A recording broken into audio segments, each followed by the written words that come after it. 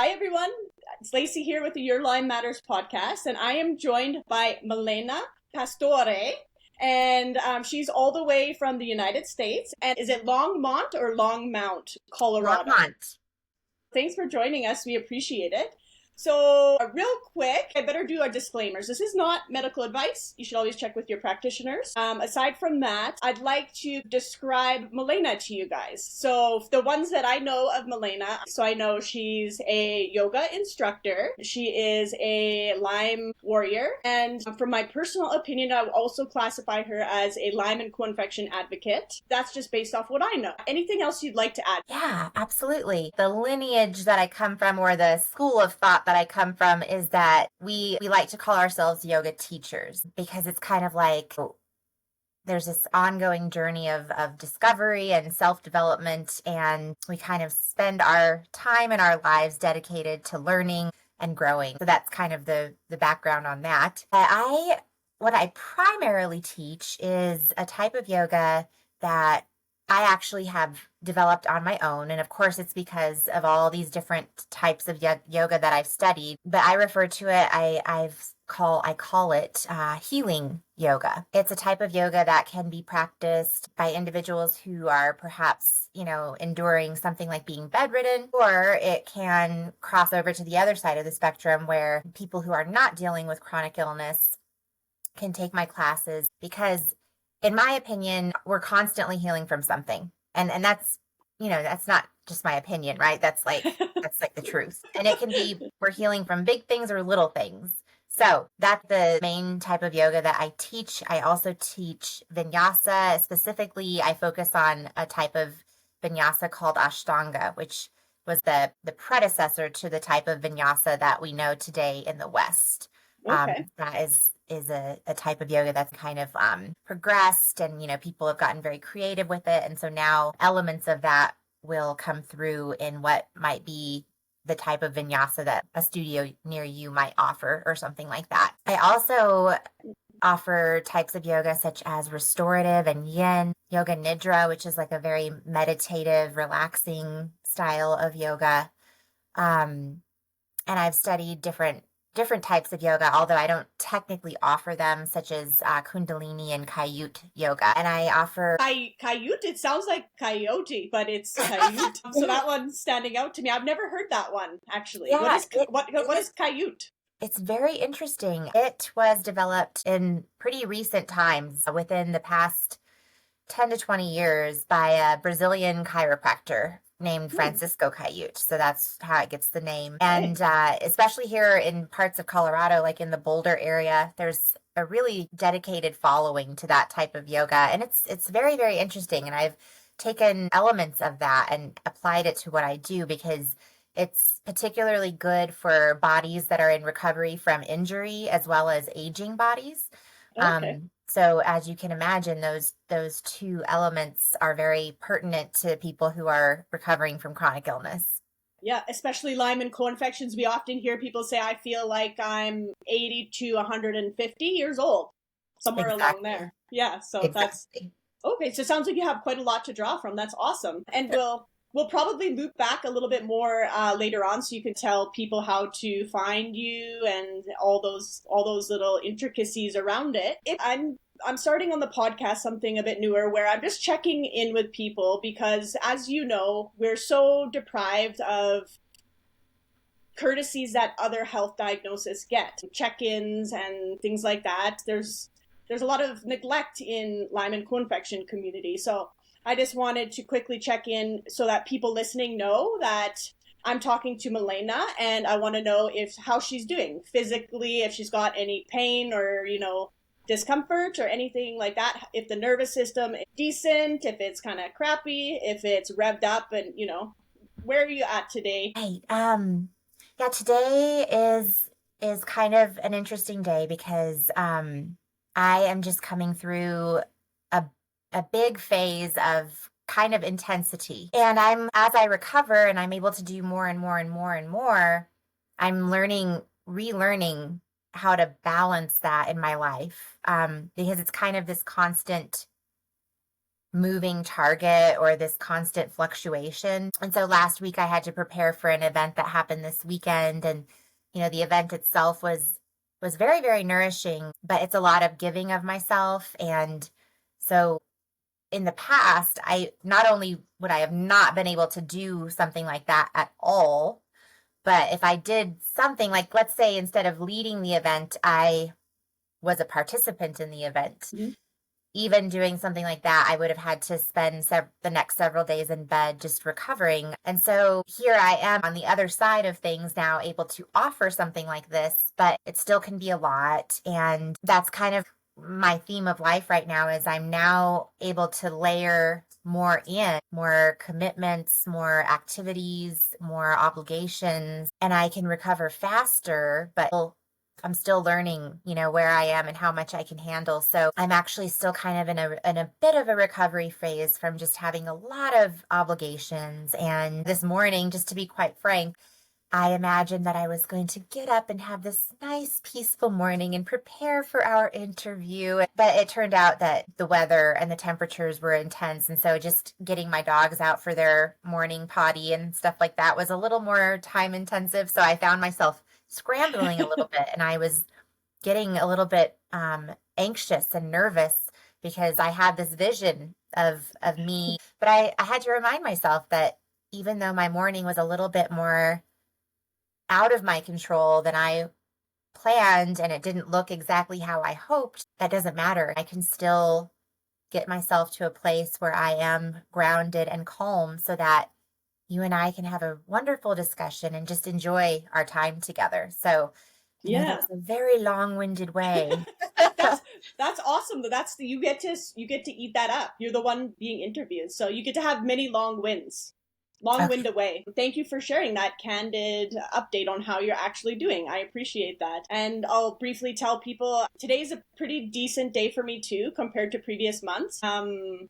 I have some kind of like pains in my lungs and stuff today. So I might kind of do some of this to kind of get some better expansion throughout it. I'm still doing heavy treatments, but the podcast is what I put in here to give me something else to push and keep fighting for, because it's hard. It's hard.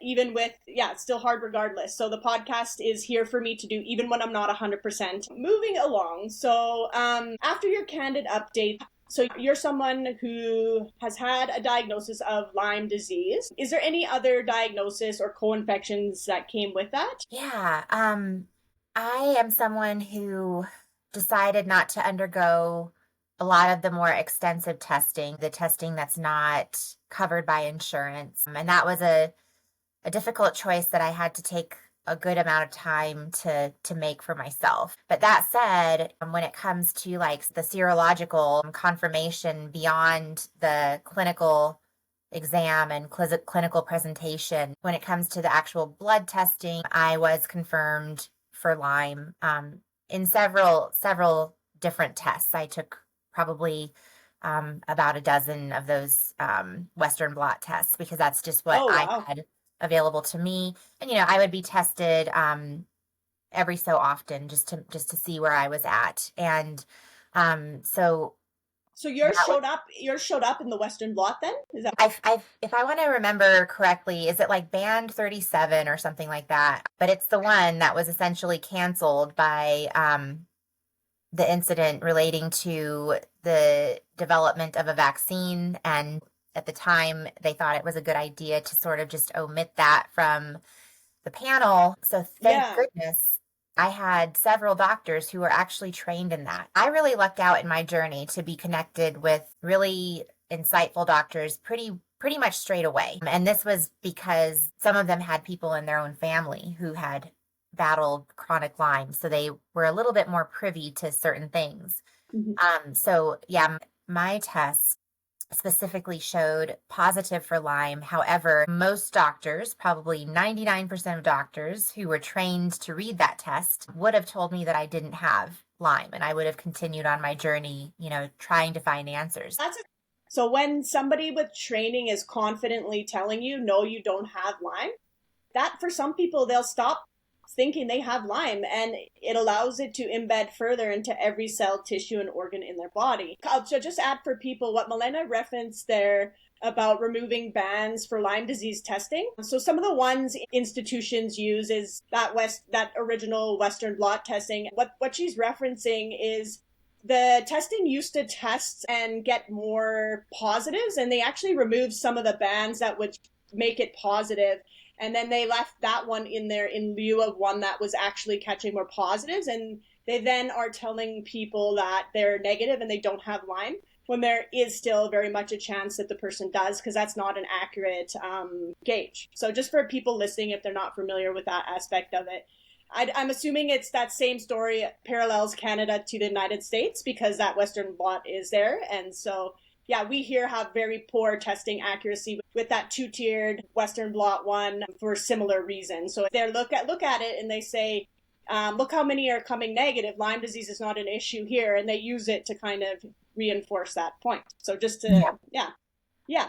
And so you were saying you were lucky you had some practitioners that were pretty knowledgeable about that. That's really lucky.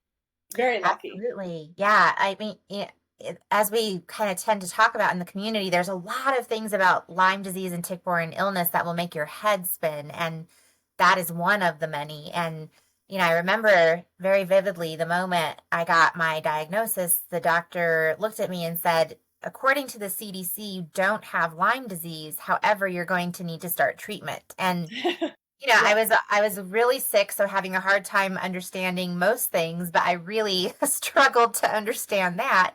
And then, of course, you go home and you start to Google, and you start to discover all the reasons why that is. To answer the rest of your question, I had issues with Epstein-Barr virus and pneumococcal pneumonia and things like that, and then suspected Bartonella and Babesia. However, as I mentioned, because of the cost of the testing that does cover those other several of the other organisms, even though you can spend about $1,000 to get the testing, there's the level of inaccuracy is still too great. The testing is getting so much better. They're finding ways to offer it to where people can access the cost of it and things. But during my journey, doing my research, I felt that finding out more of the bacteria wasn't really going to help me specifically. And I worked with several doctors, and I'm happy to say many of the doctors I worked with really helped me. Even if they weren't the one that really tipped me to the scale of health, they all served their purpose and helped me in certain ways that I wouldn't have had before working with them. But the one doctor who I would say I really ended up working with the most, who really had a lot of the techniques and access to treatments that turned out to be really, really beneficial for me, her opinion was that we're essentially going to treat it all the same. So it doesn't really matter if we find out like what specific organisms you're dealing with, because you could find out certain organisms, but there's probably 20 more because either we haven't even discovered them or we just don't have the testing for them. And so that was kind of my route to answer the rest of your question there. Yeah. And I'm going to pause you. Not actually, you can still move and such, but yeah, feel free. That's new fun. Yeah, I like this. I want to have an imaginary button where I can just like pause people in the screen. Anyways, what I was pausing for is because I really wanted to just kind of come back to something you said, which a lot of us encounter on these journeys, is the cost. So I would imagine if we had an unlimited fountain shooting us out money, sure, in that situation, yeah, let's run the test. But for certain people at certain points in treatment, you really have to prioritize. Is the money best spent on the actual killing of the pathogen, Lyme disease and co-infections, or do I have enough based on the clinical expertise, which I'm assuming these people had, to say, I'm suspecting, I think you said Bartonella and was it Babesia? So there's the blood work testing, there's spinal testing, there's also biomeridian scans, there's a Klinghardt method, and there's clinical expertise. And sometimes if a practitioner has enough clinical expertise, you can pivot to that. And then that practitioner knows this person's finances can then cover the treatment instead. So I just wanted to point that out because myself, I make that decision regularly. Sometimes you can spend that money and then you go back to your practitioner and they look at you and say, yeah, that one came back negative again. So we're back to my clinical expertise and your comfort as a patient. And so did you wind up treating Bartonella and Babesia, or is that still ongoing? Yeah, I chose to do that through homeopathics because, as you know, homeopathics can be very specific. And so they can pull formulas out that target very specific organisms.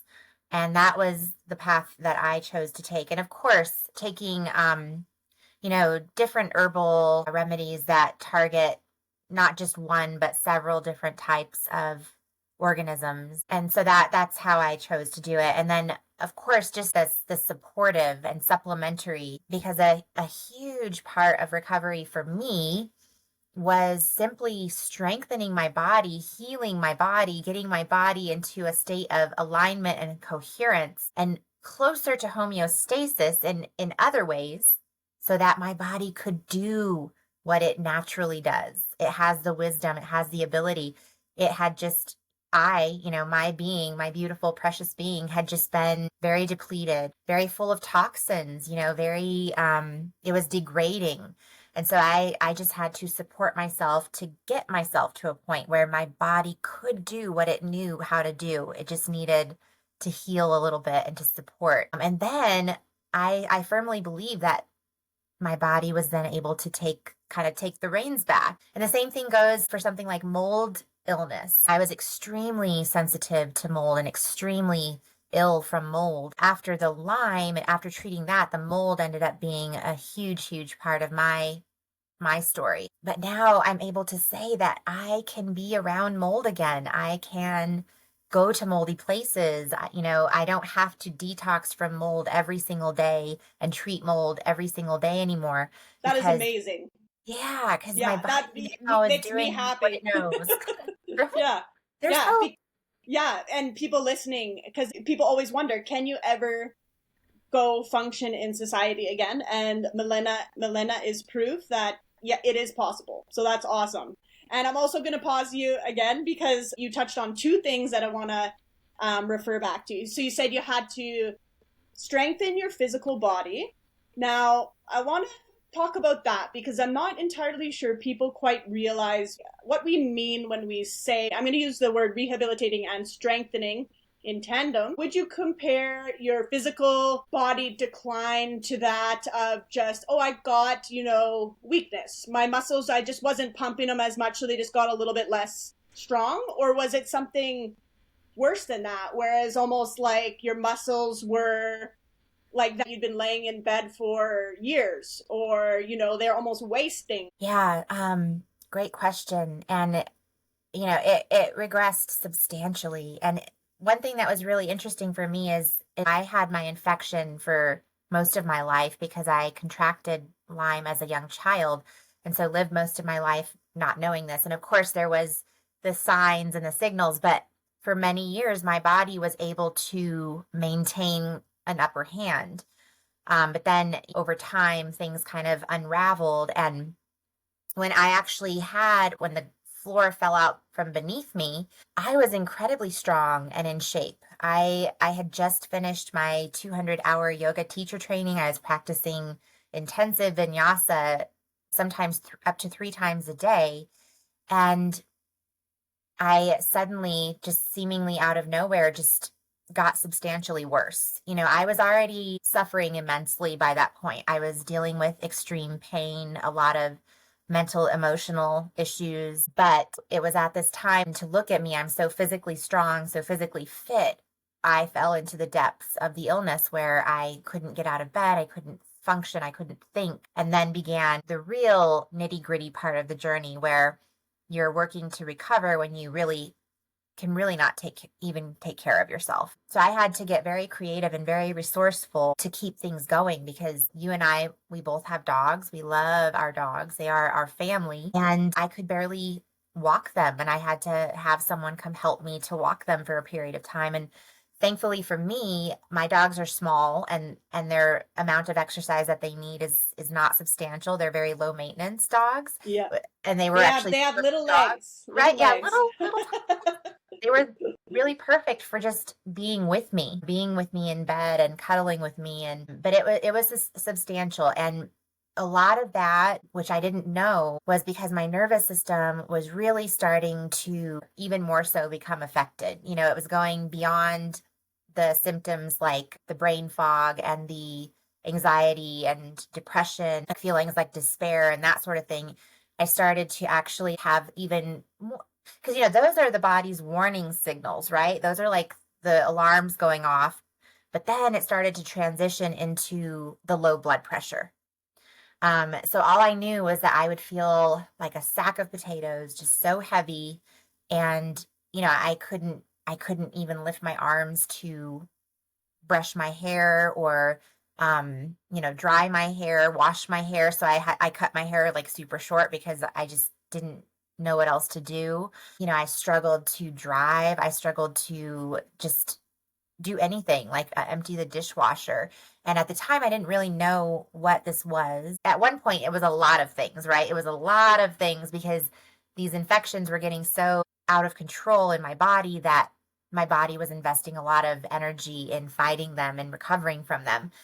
But in addition to that, these other things start to layer in. And one of those key things was the dysautonomia, the low blood pressure, which not only makes you feel heavy and exhausted, it also induces feelings of depression. And so here I am now when I start to feel that blue feeling or melancholy, and that might be paired with this like extreme need. Like when I'm having a dysautonomia flare, I can just lay down after drinking a cup of coffee and just fall right to sleep because it's so intense. But now I just know the signals to look for when I'm starting to kind of go down that path of having a setback. Right. So for people listening, I won't say this is the technical definition, but can I'll get you to say it. Sometimes my brain just doesn't want to. No worries. It's a mouthful. Dysautonomia. Thank you. Essentially affects the automatic functions of your body. So your blood pressure, which it's navigating when you're just sitting here. You're not saying pump blood pressure. So all of those things that are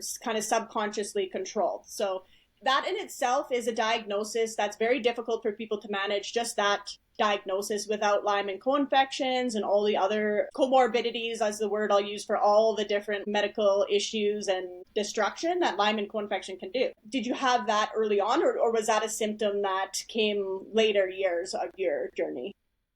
Yeah, it aroused came to be about later, and I was having some minor issues with it throughout life. And I would go into the doctor and they would say, oh, it's just anxiety. Because I would get these really intense heart palpitations and I'd get kind of dizzy and the room would spin, but I would actually never pass out.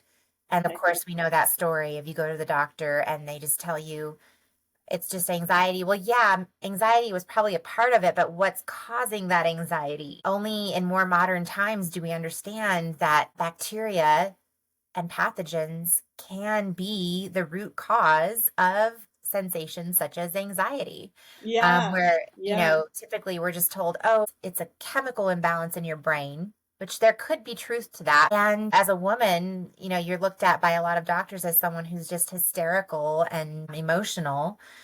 And so, yeah, here I am And today. and yet, what you said about hysterical and emotional, yet if you don't present as hysterical and emotional, they think you're making it up. Right, right. So there's the other side of that one too. So for me, oftentimes I've queried, do I need to be more hysterical and emotional and crying? Probably sometimes to Right. actually not be, for a male health practitioner in that power differential, huge, right? They decide if they're having a bad day or they have a bit of a rotten personality and they're working, and at the end of the day, they have all the power on how that kind of transpires. So yeah, so Right. I need to improve my hysterical behaviors, and yeah, when I'm seeking help here, I need to go in irate. So, Right. Right. which is Yeah, sad. It's sad. Yeah, it's absolutely. unfortunate. I forget some of their names in this moment, but through Instagram and things, I'm connected with some chronic illness advocates who literally will provide coaching and bullet points on how to prepare for doctor's appointments, how to dress for them, because you have to kind of That's have this, interesting. Yeah, yeah, I'd like be you have to have, curious. Sorry, I interrupted. Go ahead, Melinda. oh yeah, no worries. It's like you can't, there's like this persona that you have to develop to go in and get them to listen to you and to believe you. Yeah. Um, Do you and have do you know off the top of your head, is that way of dressing more professional? Do you happen to remember that, or if you don't, it's okay. yeah, some of it does encourage someone to walk in looking more professional. Okay, there we go. And Yeah. there's always, it's interesting because you could run into the fact that someone might say, well, you're not that sick then if you're dressed for work, Ah, it kind of depends on who you're going to meet, but there is like some information out there that says that if you dress in a more professional way that you'll be taken more seriously. the double-edged sword, as you said, because I wonder that as well. I wear sweatpants. I have sweatpants on right now. Back when I was well and working, I'd wear the closest thing to a sweatpant that I would be allowed to wear without getting in trouble. And that's been me for as long as I can remember. But I often wonder if I look a bit like, oh, did she crawl out off the road? Because comfort is very important to me when I have pain all the time. Right. I can't have things that are cutting into like the sides because then my digestion is affected, etc. So I'm very curious about that. Maybe I'll do an experiment and I'll get dressed up, and then I'll see if there's a bit of a better response. Because Yeah, I you'll be yeah writing the next guidebook on how to prepare for appointments to yeah get the yeah. best results. That's awesome, though, that someone's doing that, those little bullet points. I did hear you mention that you had a bit of a stepping stone process. So you used certain providers for the benefit, certain positive aspects, and also used others. So maybe Right. if you can tell us a bit about that, the people that are trying to find all the answers in one person or stuck there. For me, it was definitely a mix. And getting back to like that point you made about the stepping stones, you know, like many of us dealing with this I was just deteriorating. I was becoming very incapacitated by whatever it was that was going on with me. And because of the society we live in, and because of what I had been told by different practitioners, and because I also started to really focus on my mental, emotional health first, because that was what kind of erupted first above my physical symptoms, even though those were progressing rapidly and very, very present. But I'll talk a little bit more about that in a moment. But Mhm. I was starting to get to this point where medication is not helping. I'm doing all these different kinds of like mental health therapies and things, and they were definitely supportive, but they weren't May I helping. pause you? When you Yeah. say medication, are you referencing mental health medication or are you referencing pain medication? I'm assuming it's mental health medication, but do you mind clarifying for us?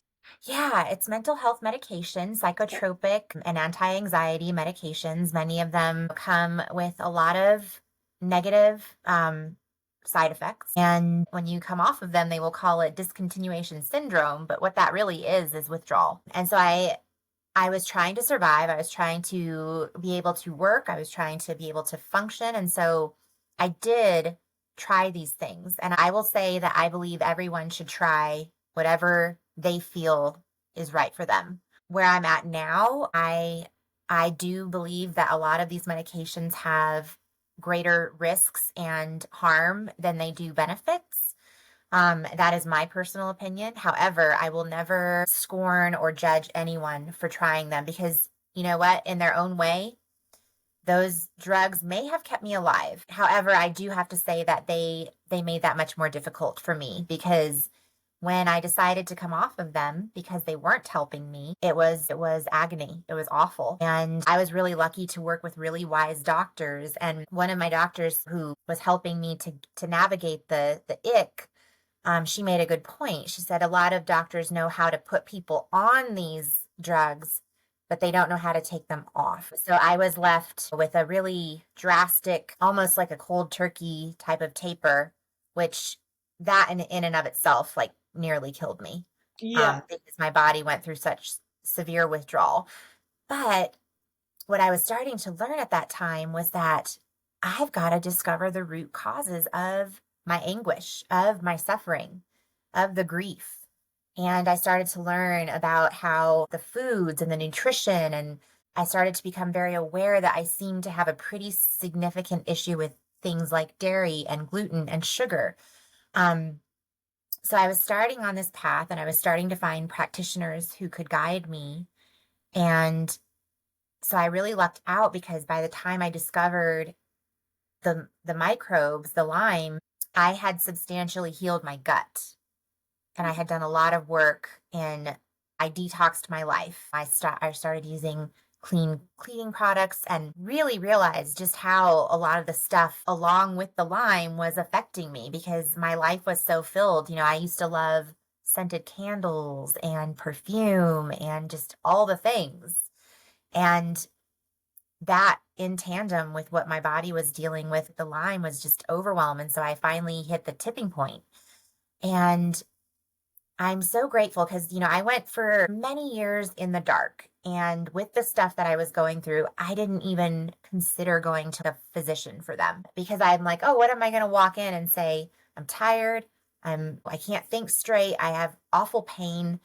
And they're just going to say, what are you fishing for pain meds? Or like, oh, just go rest a little bit or something. And yeah, I really will never understand why I never sought treatment sooner because maybe if I had, I would have had a different outcome. But that's neither here nor there, right? We can only speculate about that so much. Yeah. But when things got to the point where it was very obvious that something more serious, more substantial was happening, I was super, super lucky to connect with great, great doctors who, even if they didn't have the answers, they helped me in some way. And so I did have a group of, and they don't even work in the same clinic. They don't even know each other, but I would work with all of them in different ways because I had only Medicaid and I still have only Medicaid.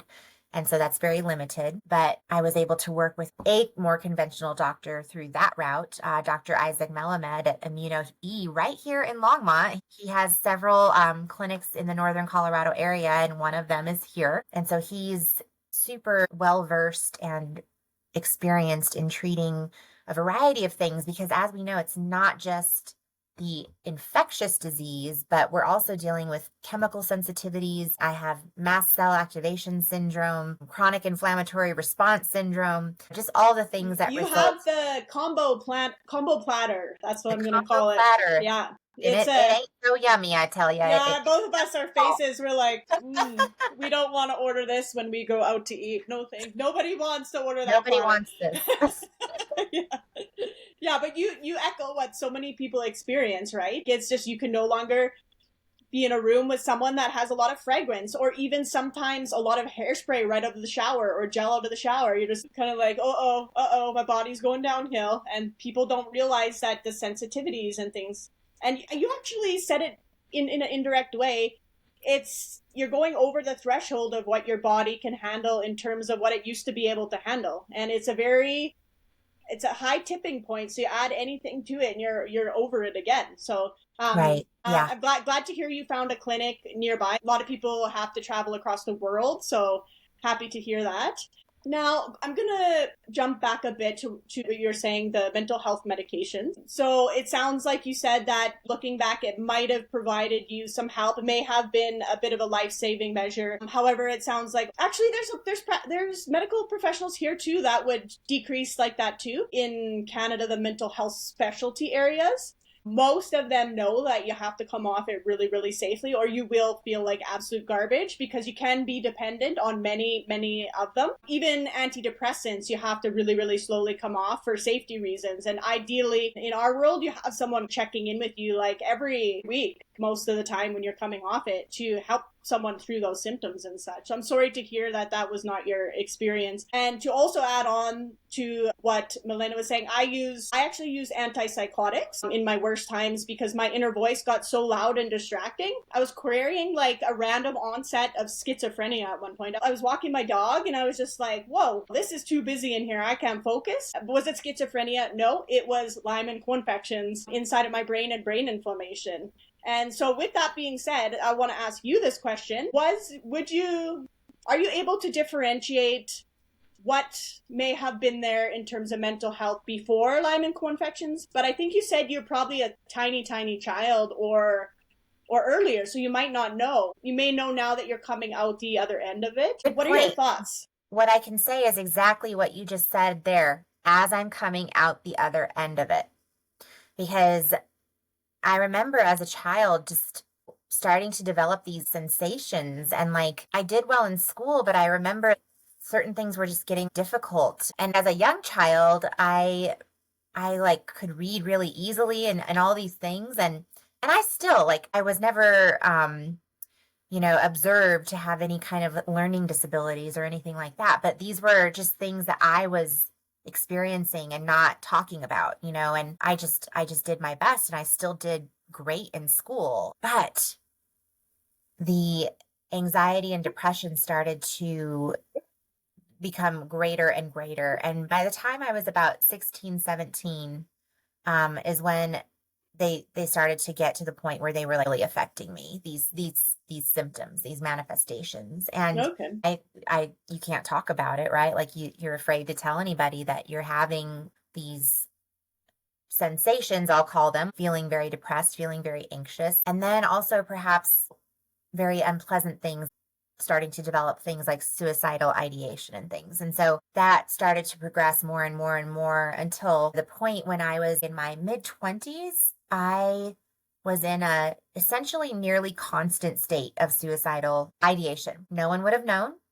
I was a professional. I worked in New York City. I would show up at work and hold it together. But I was in a really intense state of agony. And that is unfortunately what our psyche will do to us when we are enduring extreme grief and agony. And there's this analogy that I try to pull up every once in a while, and not everybody gets it, but I feel like you're going to get it, Lacey. Try me.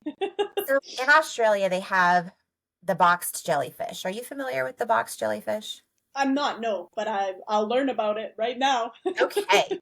So they're these smaller, quite substantially smaller jellyfish compared to other species. But what's different about them is in their venom, they have a chemical that affects the nervous system. So, you could get stung by other types of jellyfish and it's going to hurt really bad, but you get through it and you're just like, okay.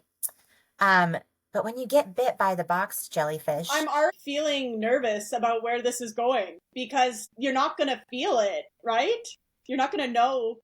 Oh, you're going to know. But yeah. can you move? I don't think they have any kind of paralysis. Okay, I could be wrong. This inspires me actually to study them more and learn more about them. I love learning these things. But I was listening to some other podcast about the boxed jellyfish, and they were talking about how when people get stung by a boxed jellyfish, there's a very distinctive thing that happens with the patient. And that is that a lot of the time, almost every single time, the patient will beg the doctor to euthanize them, to put them out of their misery. And that's not necessarily because the pain is any different. The pain caused by other jellyfish stings is relatively the same as a boxed jellyfish. However, that neurotoxin that they inject into your body affects your nervous system. So patients who are bit by boxed jellyfish, they get this extreme feeling of despair.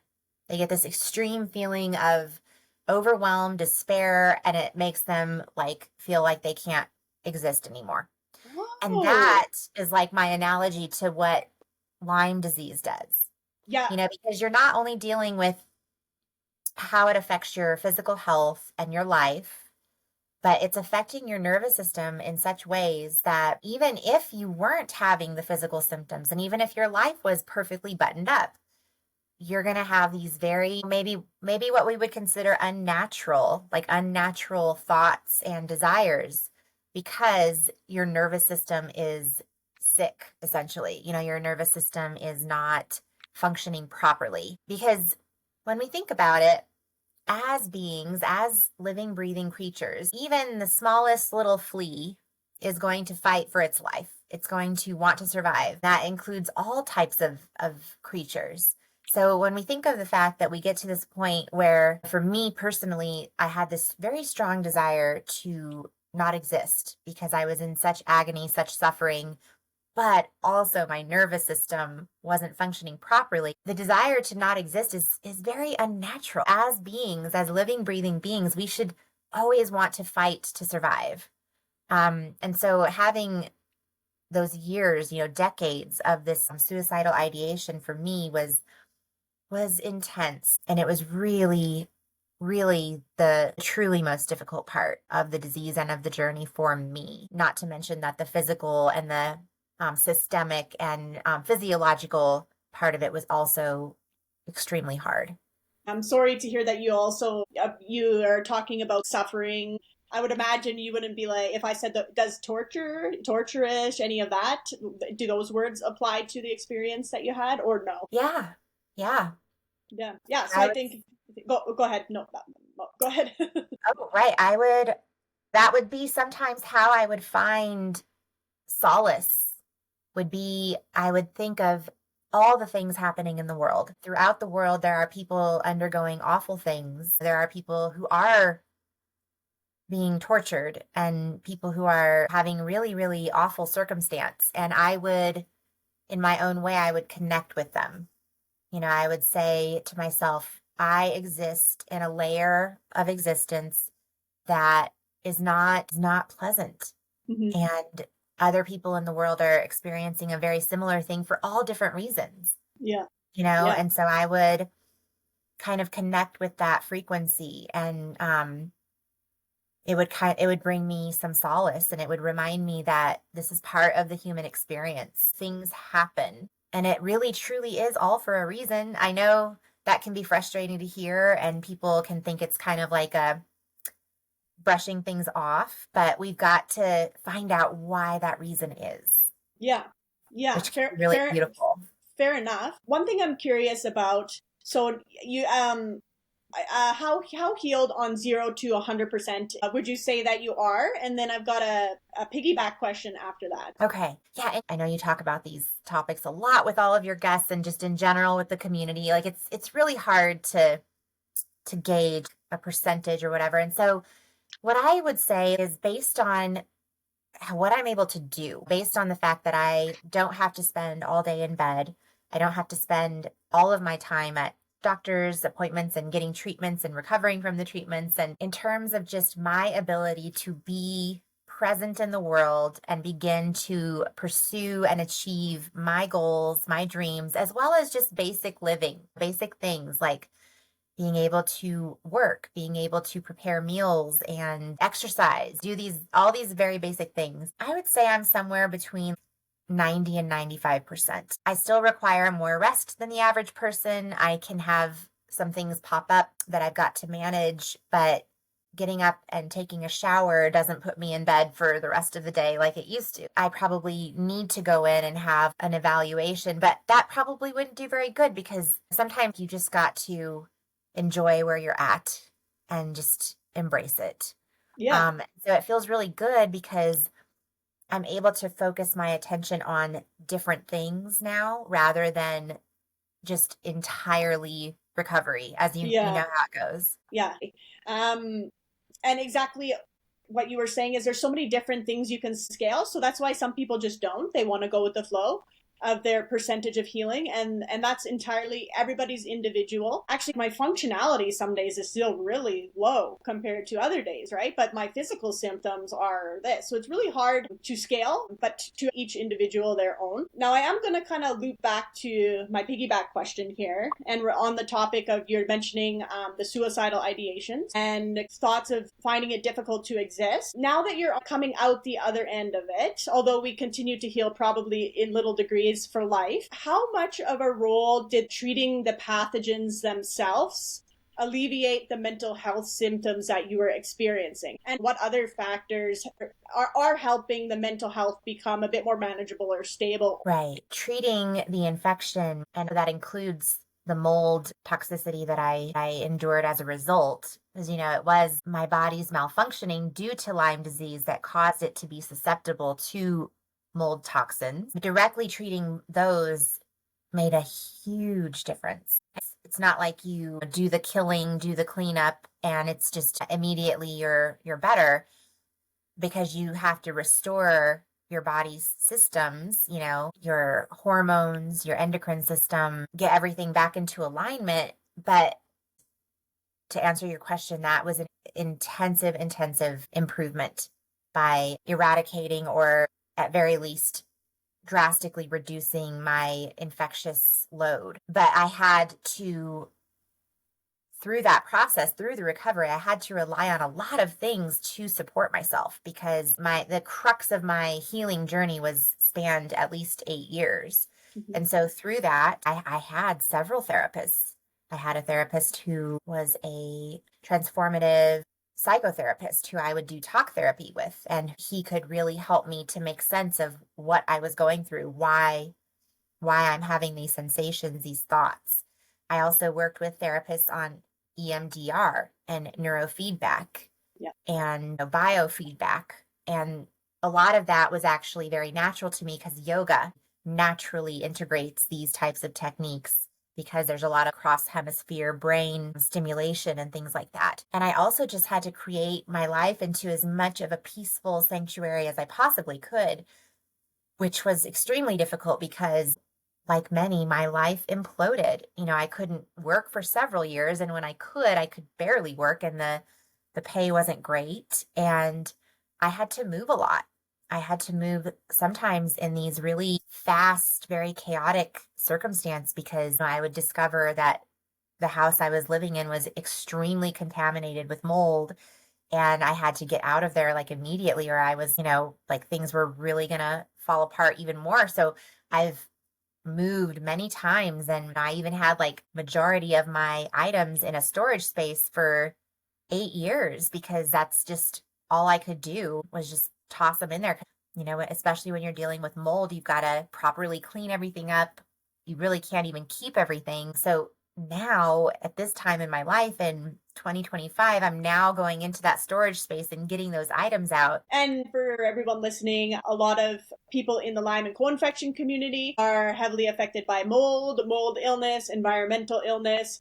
It wreaks havoc on the immune system. It does a whole medley of mental health symptoms just by itself alone. So most often people on here on the podcast have been affected by mold as well. How stressful was that mold process for you? It sounds like you're kind of telling us already, but if you can think of some words, because I love when people like yourself give words to people in the community that their brains cannot develop. It felt impossible at the time, but it absolutely is possible. And it takes time.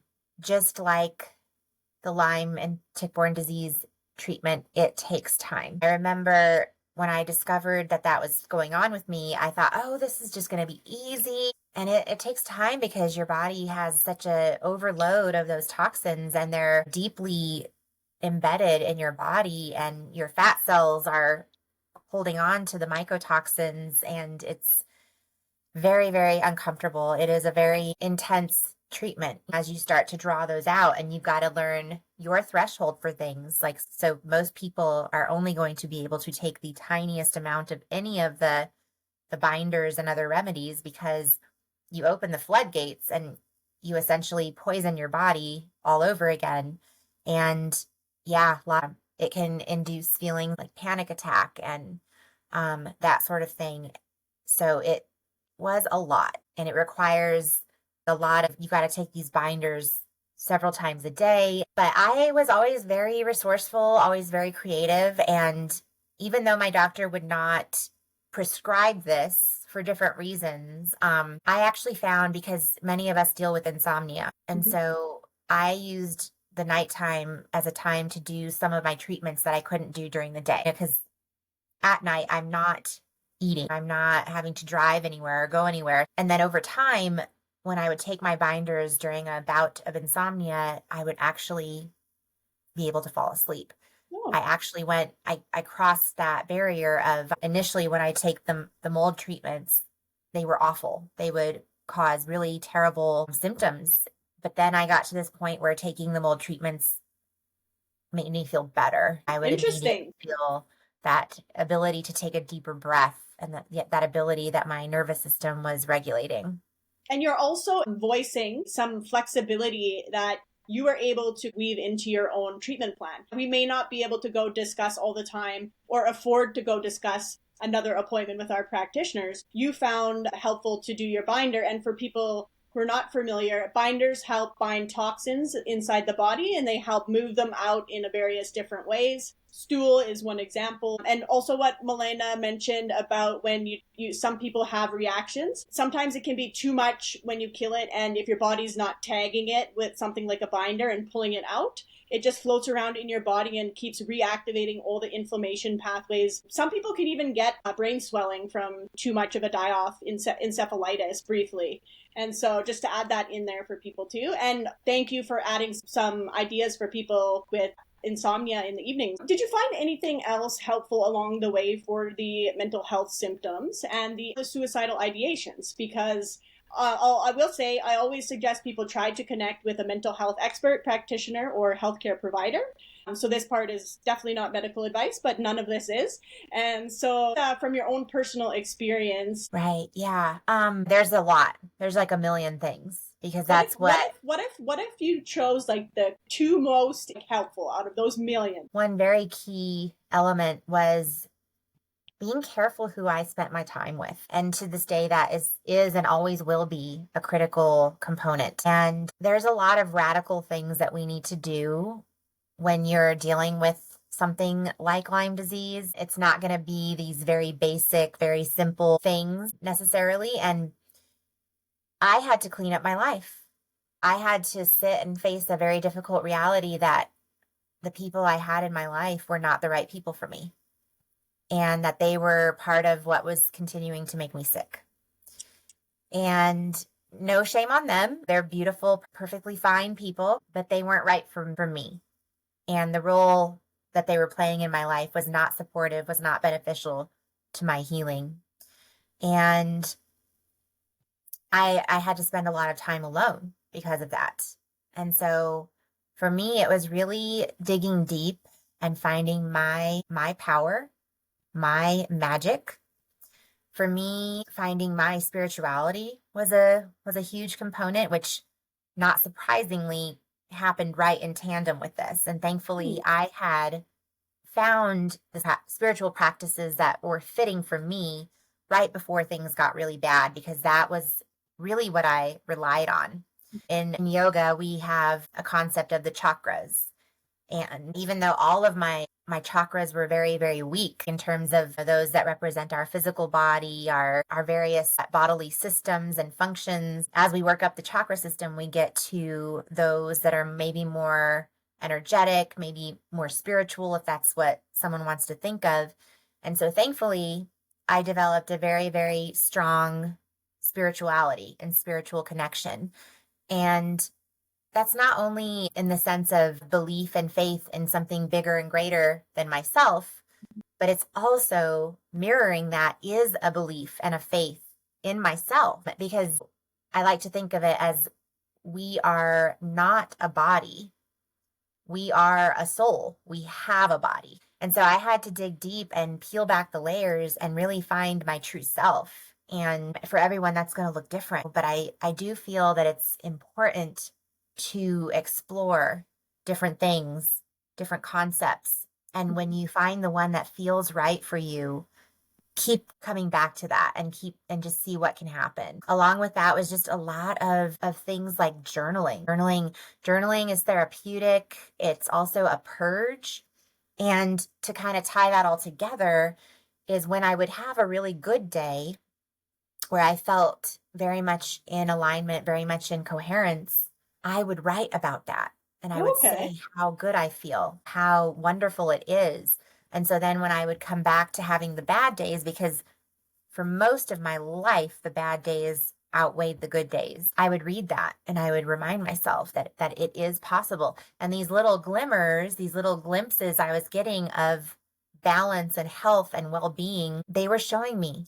They were showing me that it's possible. They were showing me what it felt like. They were kind of throwing me that connection that I could grab onto and hold onto and just believe that I could make it to the other side. So probably within the past couple years is when I started to have a substantial alleviation of those very difficult feelings and those difficult thoughts. People will say when you're going through this, just like you shared when you were walking your dog and you had this like intense, we can't always control our mind and our thoughts when we're dealing with this type of illness. And so that is also where my yoga practice really came into play. And in the yoga community, a lot of people will say this: yoga saved my life. And it did. It saved my life more than once. And people practice yoga for all sorts of reasons. They might be in recovery from drug and alcohol addiction. They may be grieving the loss of a loved one, or just an incredibly damaging life experience or something.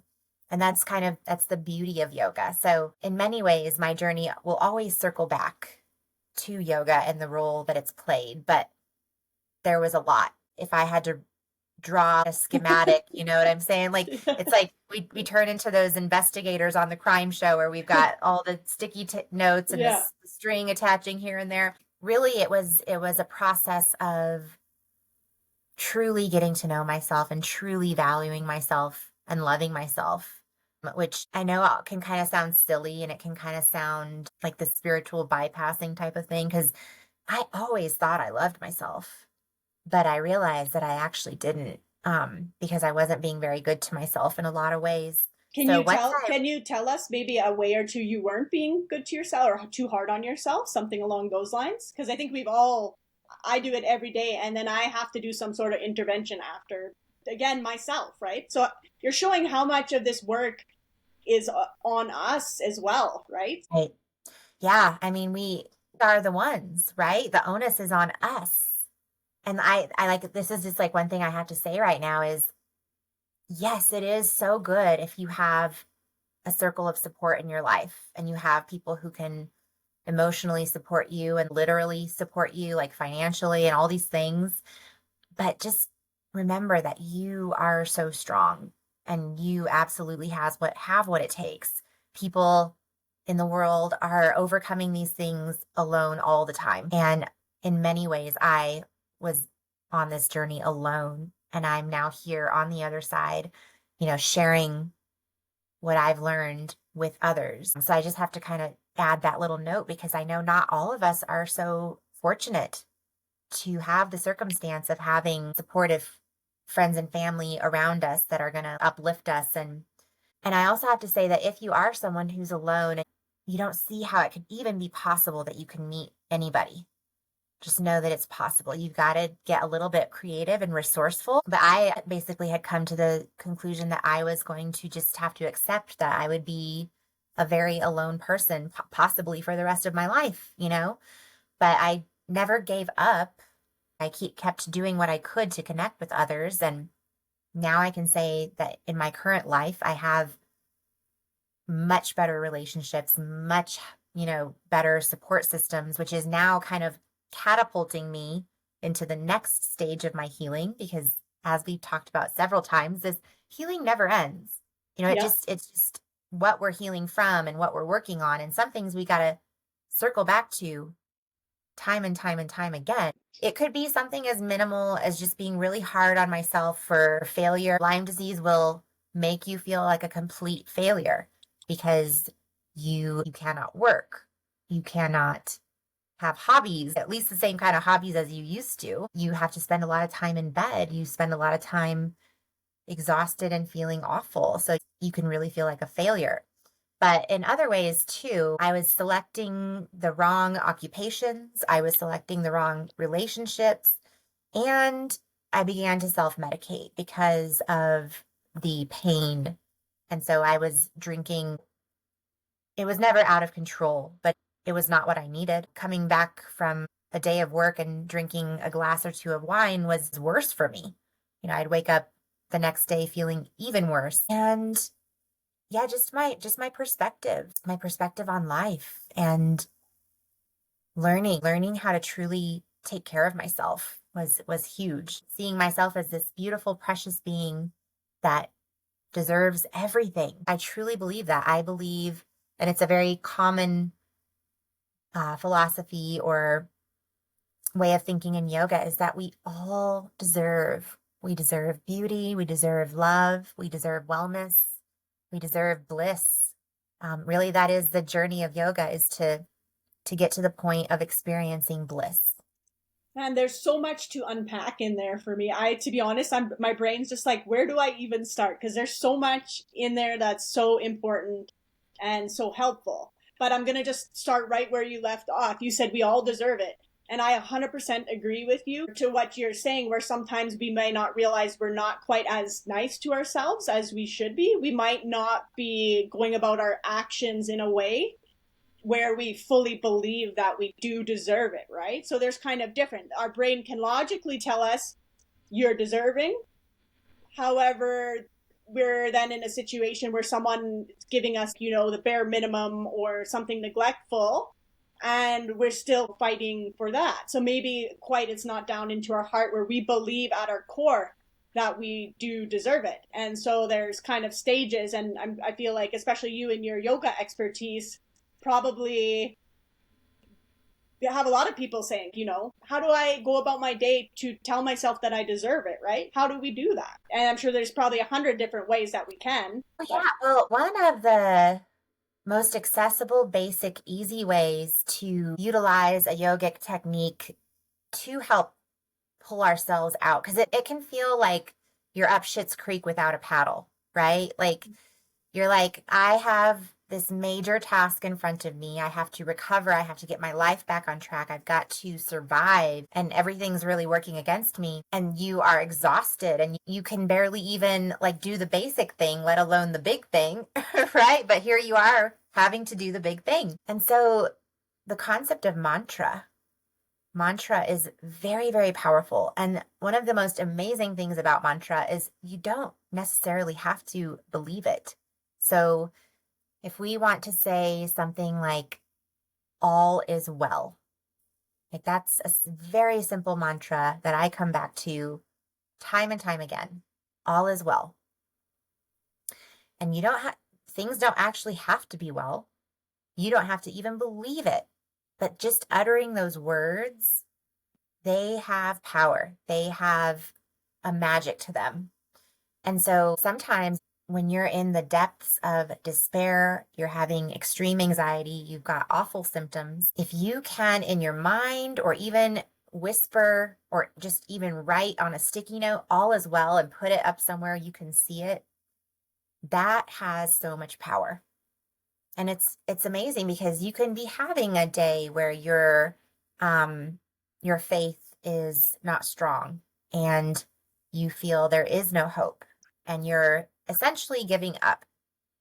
But if you can just look at those words, read those words, say those words, if you're up for it, sing those words, it starts to have an impact. And over time, you can experience it. And then you get to the point where you can get to this point where you are having an awful day, and you can sincerely believe that all is well.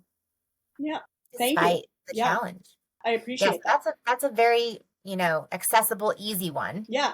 Just get that sticky note up, and you can adjust the words or use exactly Milena's suggestion. You did actually start talking about what I'm kind of wanting to bring up as well. A lot of days we do feel like we can't do it. But in your journey, was there ever some times when you lost that belief and you picked it up another day? Or did you have that belief in there every single day along the entire journey? Oh, my journey was ugly and icky, and I was in really poor shape for most of it. So I spent many days completely hopeless, completely in despair. And there were days that were not great at all, and they were gross, and they were all the things. And it took me a lot of determination and practice to get to a point where I could implement these techniques and have them, work even more efficiently. So just to say that, like, it wasn't always this like fairy magic thing where I'm just able to overcome everything easily. Like, it was really hard, and it took a lot of work, and a work in all the ways. In yoga, there is a concept of the layers of the body, the koshas. Mm-hmm. And so you have to work through each of the layers and discover what needs to stay, what needs to go, what's truly you, what's truly not, and start clearing out all the ick. There's this common saying in the yoga community of release what doesn't serve your highest good. So if it's not serving your ability to be blissful, to follow your passion, to experience peace and harmony and wellness and homeostasis, then it's got to go. Yep. So did I answer your question? Yeah. So there's some days, and especially earlier on in your journey, where it was messy. You just let yourself be human, and you let yourself have those icky days. But it sounds like because you're still healing, you still picked up that belief some other day, or at least still did the work to get the healing rolling afterwards. Right. Yeah. Yeah, That's that's in, correct. There's the days where, and there might be many of them, part of the healing is giving yourself the space and time to grieve, and not to fight it, and not to feel shameful when you do need to grieve, because you're going to be grieving a lot of different things. Some of them that you can't even articulate, some of them you don't even fully understand. That's huge But what you just said, to not to feel bad for grieving and being in despair.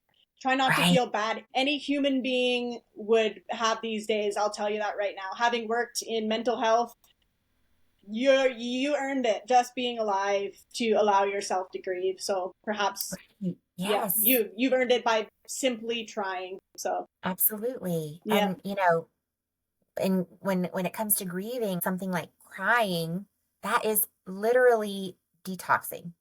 We are detoxing.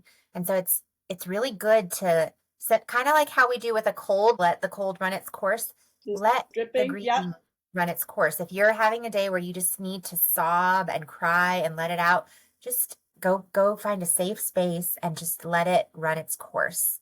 And hopefully have a journal near you that you can write your thoughts down. And I'm kind of a hoarder. I like to save my journals because I like to look back on them and just reflect on where I was at that time.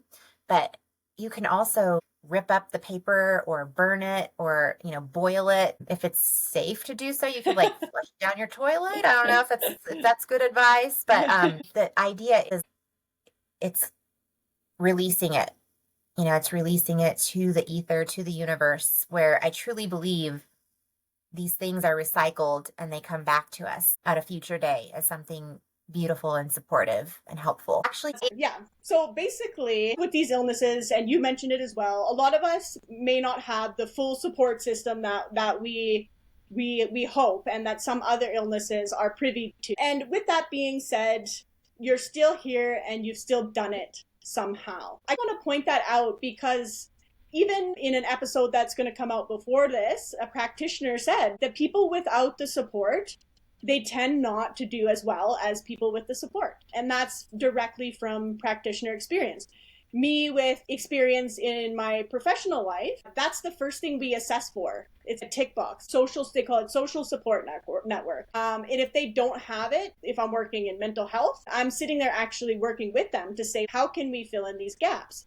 So there's been times for me specifically where my practitioners actually have had to fill those gaps. They stopped their treatment session and they said, Lacey, I kind of think we need to talk about something. And even though they're not mental health specialists, they're like, I think this might be getting in the way of moving forward. So one thing I want to highlight is that everything about these illnesses is hard, But if you do it without as much support or not much support at all, that is tenfold. So I want to show the community that Milena is saying she managed to do it without all that support in there. So I just want to say kudos to you, Milena, for doing that. Even on those days when you briefly lost hope, because you're allowing yourself to be human, the fact that you still struggled through it, your actions are actually showing you that you still want to live, if there's ever that question. And your brain's going to probably tell you that you don't, as you said. The fact that you're getting up and having some water, if your mind is telling you that you don't want to live, you don't have to necessarily argue with it, but the fact that you got up and took a sip of water, that's a physical action saying that you still want to live. Now, albeit it's hard and awful and it hurts my heart because I've experienced different avenues and different friends from athletics that I no longer speak to because they stopped checking in on me altogether. And I just can't quite bring myself to reincorporate them in the next phases of my healing. So they're gone for any foreseeable future. Now, did you find any solace in those social media groups? Because I know for me, when I'm having a bad day, if I have the energy to share with the community, sometimes gets me through. Like in terms of where you are now, I'm bad at asking too many questions at once. I get it. Yeah, I'm getting what you're saying Yeah, here, yeah. and you know, I have to be quite honest that there wasn't really a lot of safe and supportive places to go, and I would do some of the support groups, and uh, first of all, the online support groups, you've got to be prepared because anyone and everyone is in there. There's no one really monitoring or regulating anything, and people can kind of say whatever, and we're all in those groups, we're all very unwell people trying to communicate, and things can get a little bit out of control, out of hand. So if you do let's say a Facebook online support group, just be very mindful and remember that everyone is struggling and not always going to express themselves in the best possible way. However, those groups also can be a font of information. You can go with questions, and you just have to kind of filter things out and be very discerning. I'm a big proponent of those groups because I myself gained a lot of information from them. At the same time, they can be very triggering, very difficult. And I tried. Luckily, here in Colorado, there is a wonderful support group that meets online, and they'll have like doctors come and give a presentation and things, and they do things in person here and there. But I was always pretty far away from them to physically attend their things. And I would attend different support groups that were coordinated in this area, but they were actually more harmful than beneficial for me, which is a big reason why I've started to do what I do by offering an online yoga studio that has specialty classes, weekly meditations, and also we meet every month for what we call our tea. And I'm really careful about our support group meetings because I want them to be a place that is supportive and safe. There's a lot of places where people can get together and A, complain, B, compare treatments and talk about treatments and all that kind of thing. But my support groups are quite different. They're really an opportunity to truly connect with others, to receive support. And also, we'll often have a type of yogic or otherwise concept to contemplate and to consider that just kind of keeps us grounded and on track, because as you probably have experienced in your life as a long-term Lyme patient, you've probably been to many support groups that just go off the rails. And by the time you know it, maybe one person leaves feeling better, but everybody else feels worse. So I'm really Yeah, careful about yeah. how I coordinate these things. You can tell which ones will fit for you and which ones won't, or if there's certain times when the support group is something you want to do and sometimes it's not too. So yeah, exactly what you said. It's very individual. I find that people in the community are awesome in general, but as you said, a lot of us we're not doing so great. Like, we're not at our Right. best. We're not at our best tip top shape when we're communicating all the time because we're quite sick. giving yourself kind of a bit of protection if you're going into groups, keeping yourself emotionally as safe as you can, and noticing how you feel before and after is to see if that's a good fit. Yes. What about currently? Are you pulling your support all primary from yourself now at this phase of healing, or any sources of comfort or support nowadays? Yeah, I have been really fortunate to meet a beautiful, wonderful human who has shown me unconditional love and incredible patience. And together we do a lot of amazing things. We both have a huge passion for yoga and also for serving the community. And so through this beautiful partnership that I have, I now have the opportunity to do a bunch of things in person. So in addition to my online community and support through my business that I call Soul Tribe Yoga Collective, I'm now part of a yoga studio here in Longmont where I can teach in person and not only offer yoga classes, but also workshops and intensives. And I completed my first offering of a yoga teacher training this last fall, where it was my first time joining as a teacher to train others in how to do yoga and teach yoga. And we also do retreats. And so it's been really wonderful to be embraced into a very compassionate, kind community. It's a particularly beautiful community. And so I'm really honored to be part of it. And because of this newfound support that I am so fortunate to have in my life right now, I'm continuing to heal in ways that I didn't even know were needed or even didn't know that were possible. I have the opportunity to learn how to play the mandolin, which has been really, really healing, really fun. What is a mandolin? It's in the lute family. So it's like Is it this like a little guitar kind of bass? yeah, kind of like a guitar. Okay. Yeah. It's just been such a blast. And my brain wouldn't have been able to do that. Even about a year ago, my brain wouldn't have been able to do that. So along with that, I'm singing, which has always been a talent and a love of mine but life And kind it's of also very good for the vagal nerve, by the way, the vibrations of singing. Yes. So if you're ever feeling really sick and you're not a singer and all of a sudden you're like standing in the kitchen, you're like, it's your body's actually trying to help you regulate your vagal nerve sometimes. Absolutely. Yes. And so these things that are kind of luxuries, I couldn't have done these things when I was sick because I just simply didn't have the energy. But now I'm entering this new frontier of just continued healing, continued development. And it really just feels like the sky is the limit. And I'm just having so much fun. I actually have sung for other people, which was a big deal because It takes for a lot of of courage. yeah, By the way. Yeah. I have That's to say, awesome.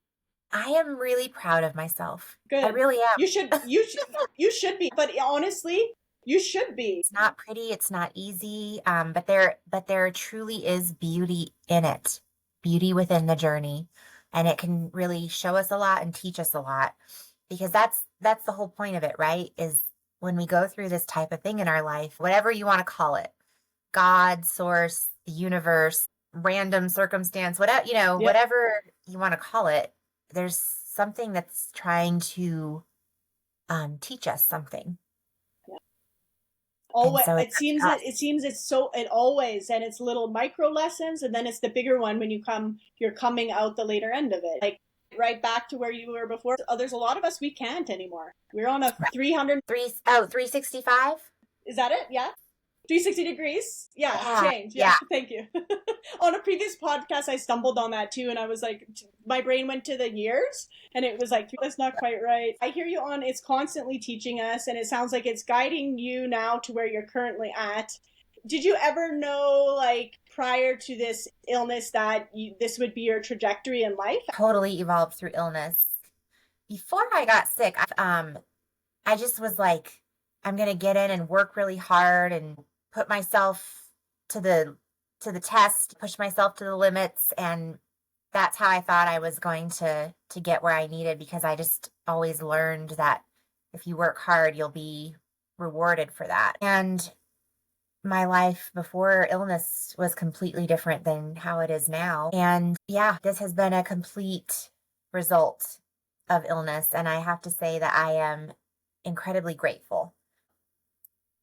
I'm not going to sit here and say that the journey is not awful and difficult and oftentimes hopeless. And there are days, even when you get to the point where you start to learn that it all has a reason, you can still have days where you backtrack and you start to feel depleted and sad. But I think one of the most important things that we can do is to do our best to avoid going to places where we kind of feel like a victim, or where we start to still feel sorry for ourselves, because that starts to attract an energy that is not helpful for us. Not to say that it's not going to happen from time to time and it's totally normal. But when we do get those feelings, those thoughts of victimization and that sort of thing, we just need to be aware of it. And one of the easiest things we can do is to just think the opposite. So if we're thinking, why does this always happen to me? Mm-hmm. We could say something like, I understand exactly why this is happening. And it's not happening to me. It's just happening. And I happen to be experiencing it. And I have to believe that I have what it takes to get through it. Yeah. Yeah. So lots of little kind of micro changes, or kind of playing around with your thoughts at the end of the day to minimize the harm that they might be doing to you, I think is probably a good way to put it, right? So you can have less of a, perhaps pain, or less of a inner conflict about it. So any little micro changes like that might be helpful from the sounds. Like, going through this, we're going to have tons of stuff to work on. We essentially have to work on every single part of ourselves, of our lives. It can feel extremely daunting, but at the same time, it can be extremely inspirational and very enlightening. We can turn it into what is a very interesting challenge, rather than seeing it as this unending task. Yeah. I think it's actually pretty exciting and inspiring to think that I can keep working on myself. I can keep learning, developing, healing, and just growing. The sky is the limit. Yeah, because I struggle with that never ending timeline, because I've still got realistically a couple more years to go here. And so I struggle with that too. And that burns me out day to day more. So I've actually been looking for a few new little tweaks I can do. So I'll be hitting the drawing board this week to figure that out, because the resistance is causing me pain, right? So that's Right. why for me it's important to maybe try to tweak it. Although I have to let myself experience that for sure, but there's a point where, as you're saying, I might be able to minimize the harm on myself and see. Right.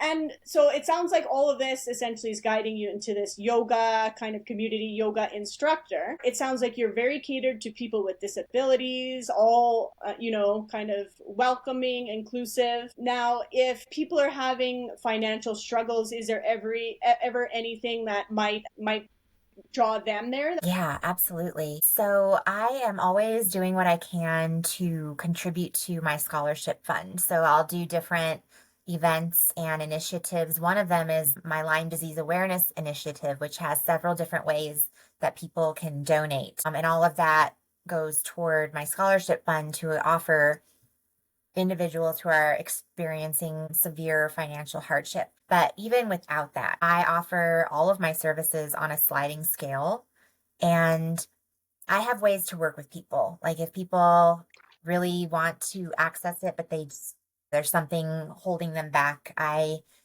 am like, where there's a will, there's a way. Because one component of dealing with chronic illness is it's very difficult to commit to things. You're so committed to your healing and you have so much going on in that area in terms of doctor's appointments, treatments, taking your medications, taking your supplements, and getting adequate rest and that. But there's other elements of healing, and that would include community, gentle, careful exercise, meditation, creative projects, learning, learning despite the brain challenges and the cognitive challenges. Well, learning, I won't stay too long on this. Learning is old school brain retraining.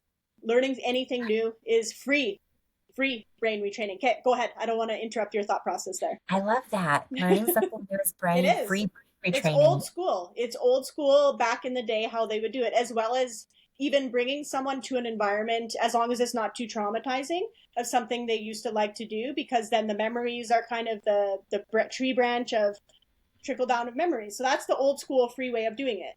So I love this, whatever model of healing you're describing here, by the way. Go ahead. You listed a really great list. Oh, well, as you know, when you go through this journey, you absorb a lot and you learn a lot. And it's like when we get to the other side, we've got to remember that there's other people out there still in it, which I know you understand very well. And you're straddling, right? And I'm still straddling in many ways, the life of being chronically ill and also starting to share or sharing my offerings with Mm-hmm. others. And especially in the beginning of offering my services, I I was still very, very sick.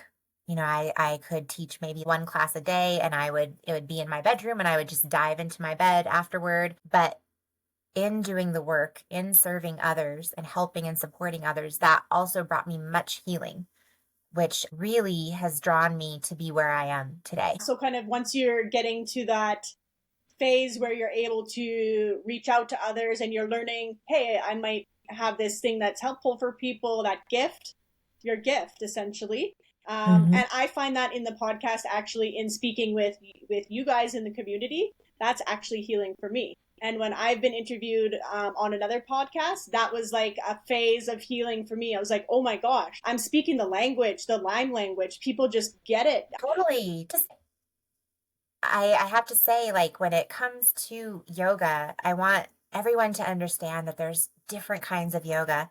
There is incredibly gentle types of yoga. I work with individuals who are bedbound. It's important to do something even if you're restricted to your bed. And yoga does not have to be a lot of what we see on Instagram and all these things. Like, that's actually not even genuine, real yoga. Yeah. Of course, these days we have so many types that like there's all these different categories and things. But there's this kind of joke out there. You might have seen something come up where it's like, have you ever, but have you ever tried yoga?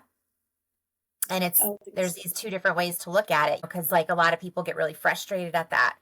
They're like, I tell someone that I have Lyme disease and they say, oh, just go try yoga. Oh, yes. Um, Yeah. Yeah.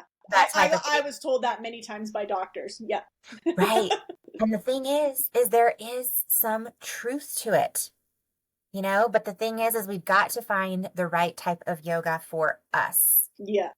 because there's so many different types. And yes, there's plenty of yoga out there that's not right. That's going to not be Yeah. the Well, right fit. it's known to mobilize toxins out of your deep muscle tissue, right? Right. If you're doing Yes. until you're treated a certain point, that type of yoga practitioners will tell you, no, no, no, you literally should be doing more probably restorative yin. I think you mentioned some of those Hmm. ones. You should be doing Milena's if you're still in the thick of healing, because they're very accommodated to varying abilities, and you're less likely to feel pressured to mobilize deep toxins out of your muscles and tissues that your body may or may not have the ability to put out. So, yeah. Exactly. Mm-hmm. Right. Yeah. Right. So what I'm trying to say is if anyone out there is afraid of yoga or has had a bad experience in the past or doesn't understand it or is uncomfortable with it, perhaps try to find a type of yoga that's right for you and just see what it's like. Because there is a reason why so many people stand behind yoga and believe in it so much. And we often say yoga is magic because yoga can really open up a multitude of things that guide us in alleviating suffering. That's truly why yoga exists, which nobody really knows. People in the general population who haven't studied yoga, they don't even know that it's the reason it exists is to alleviate suffering of body, mind, and spirit. I've actually, yeah, I've been a little bit in yoga world, and I've actually never directly just heard it like that before. But that really changes your mentality about if you're going to go try it or not. That's exactly it. It's meant to alleviate suffering. That's an awesome way to put it. Yeah. Um, Mm.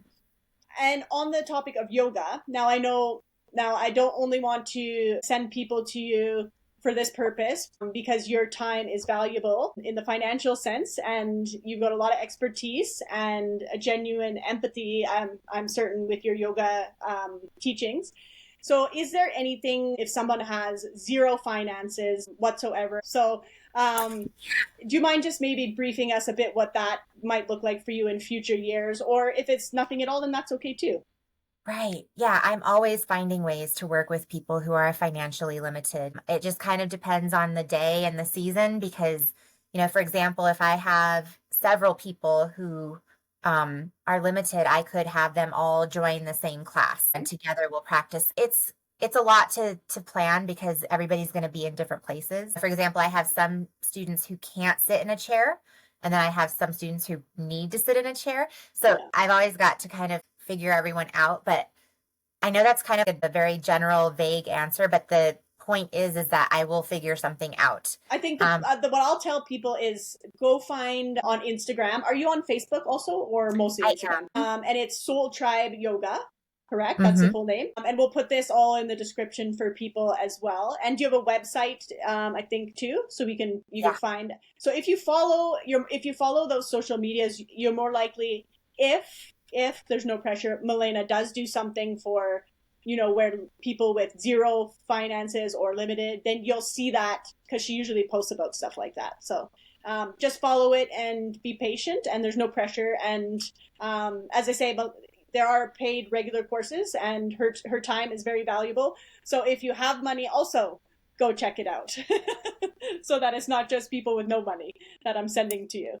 Yeah. Right. Yeah. I work with a vast, widely varying group of people. Some people, even though I have the sliding scale, many people will still pay me on the higher end of it because that's what they can do and they're happy to do it. But I always have in my mix several folks who are extremely inhibited when it comes to their finances. And I will always find a way because everybody needs this, everybody deserves it, and everyone should have access to it. And that's part of my value is accessible yoga. And that's not only accessible, meaning that it's offered online and it's easy to access from home, but it's also financially accessible. Yeah, and I will say Canadians can access it because I'm Canadian and I've accessed courses, so this is available to you as well.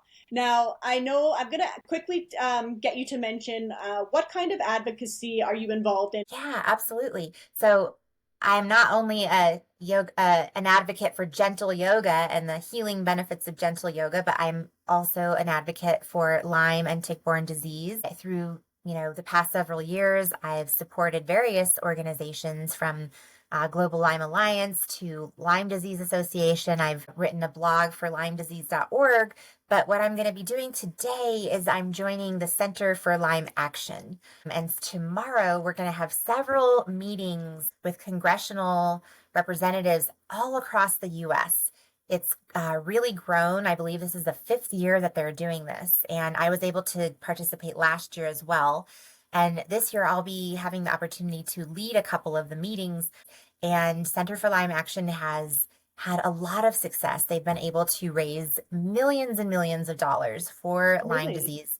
It's really incredible what they're doing. So if anyone is not familiar with Center for Lyme Action, and I understand that a large majority of your demographic is going to be Canadian, but if any of the US citizens who are listening would like to learn more, I'm sure by the time this is aired, there will still be a lot of information and they'll probably be planning next year's Okay. it's called the Lyme Fly-In, and it's I've heard of it. Yeah. yeah, totally accessible online. Back in the day, they'd kind of try to have an actual physical presence, but over time started to realize that utilizing Zoom, which was going to be much more efficient and it allows anyone to join. One of the beautiful things is you can take on as much as you'd like. I mentioned that I'm going to be leading a couple of the meetings, but there's also the opportunity for individuals to be silent supporters so they can just show up and just be there. They don't have to say anything or get involved Mhm. if they're having a rough day. So it's very, very amenable in that way. So people can just join in by Zoom, then, is what I'm understanding. And Mhm. okay, and then okay, is there letters like that they send as well, or is it primary meeting based, like verbal advocacy? Yeah, so part of what we're going to do is is get organized to send appropriations letters. And Okay. that's going to be the big chunk of the process.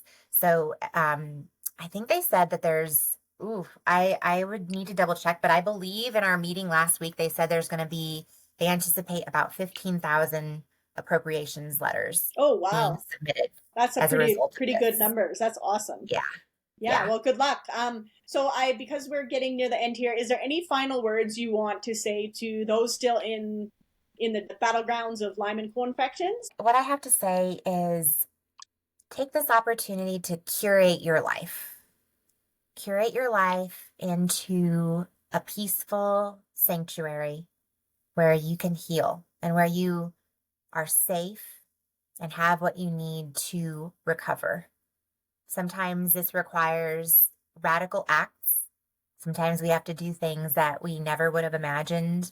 We have to make hard choices, difficult choices. But whenever you come across something new, whenever you're about to make a decision or you're asked to do something or, planning your day, get into the habit of asking yourself, is this in service of my healing? And make your choices that way. And every once in a while, we will have to make a choice to do something that's either not our choice because it's something mandatory, or it's something that we're going to really enjoy, but we know that it's going to set us back a bit. And so we just have to get to the point of really understanding ourselves and managing our healing process with much care and with much patience and compassion. One of my favorite proverbs, it's a Chinese proverb, is you can't tug on grass and make it grow.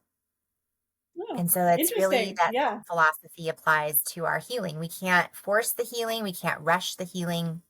We have to allow for it and to open ourselves to it. And if anyone is interested in meeting me online for some yoga or meditation or a support group, please seek me out. I would love to connect with you, even if it's just to chat. Again, it's Soul Tribe Yoga Collective. I'm on Facebook and Instagram, and I have a website. Yeah, awesome. I hope people will head that way. And I just want to thank you so much for taking time out of your day. I appreciate it immensely, all your wisdom you shared, and also for your advocacy that you're going to do as soon as we're done. Thank you again for joining me on the podcast. And that concludes our podcast.